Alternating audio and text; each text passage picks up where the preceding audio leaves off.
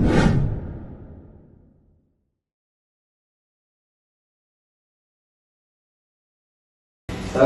warahmatullahi wabarakatuh. Waalaikumsalam warahmatullahi wabarakatuh. Perkenalkan, nama saya Muhammad Alfar, manajer perawatan dan aktivitas pemadam Sukabumi. Baik, jadi tujuan saya di sini sesuai dengan kontrak waktu sebelumnya, yaitu di sini saya akan melakukan penyuluhan mengenai gagal jantung domestik atau CHF. Sebelumnya kita sudah tahu apa itu CHF? Belum. Jadi di sini saya punya media.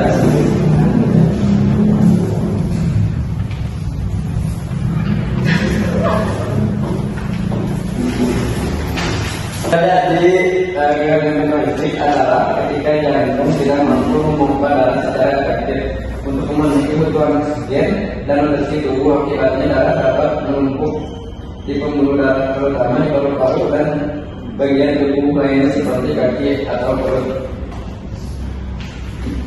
Untuk penyebab penyakit gagal jantung domestik yaitu dilibatkan oleh banyak kondisi yang merusak otot jantung, antara lain penyakit arteri koroner, serangan jantung, kardiomiopati, kondisi yang membuat jantung bekerja terlalu keras. Kondisi ini termasuk tekanan darah tinggi, penyakit katup, penyakit tiroid, penyakit ginjal, diabetes, cacat jantung sejak lahir. Jadi untuk penyakit gagal jantung domestik, untuk gejalanya yaitu tahap awal kaki membengkak, mudah merasa lelah, terutama setelah kegiatan fisik. Berat badan meningkat, sering ingin buang air kecil, terutama saat malam hari.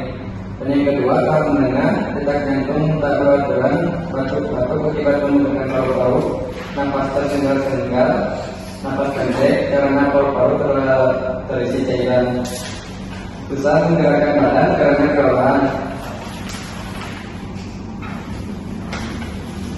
Untuk tahap lanjut, yaitu tahap terakhir, rasa nyeri di dada. Jadi ini mengindikasikan serangan jantung, kulit membiru, tanda paru-paru kekurangan oksigen, napas cepat dan pendek, lalu pingsan. Pada tahap lanjut, gejala gagal jantung kondisi terasa bahkan saat istirahat. Akibatnya pasien sulit menjalankan kegiatan sehari-hari.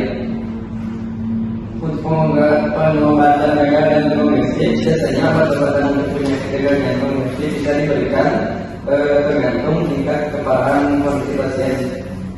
Dokter mungkin juga perlu menjalankan prosedur medis lain untuk membantu memperbesar peluang pulih pasien. Sedangkan prosedur lain termasuk perbaikan atau mengganti katup jantung, operasi bypass untuk mengatasi sumbatan pada arteri, pemasangan defibrilator guna memberikan irama detak jantung atau transplantasi jantung. Untuk selanjutnya, pencegahan gagal jantung domestik yaitu mengonsumsi makanan sehat seperti sayur-sayuran, buah-buahan, biji-bijian utuh, ikan dan daging. Hindari makanan yang mengandung lemak seperti gorengan, mentega, es krim dan daging olahan. Batasi asupan gula dan garam. Lalu batasi konsumsi minuman keras yang memiliki tingkat tekanan darah dan kolesterol yang tinggi. Segera lakukan penanganan kedua kondisi ini bisa meningkatkan risiko terkena gagal jantung. Selanjutnya, jaga berat badan pada batasan sehat dan lakukan langkah-langkah penurunan berat badan jika diperlukan.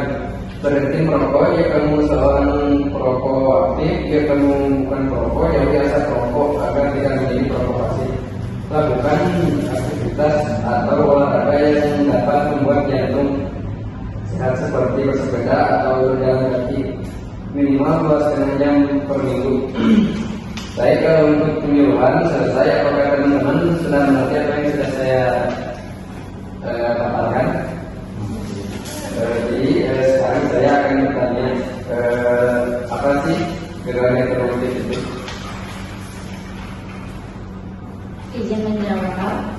Ketika jantung tidak mampu memompa darah secara efektif untuk memenuhi kebutuhan oksigen dan fungsi tubuh.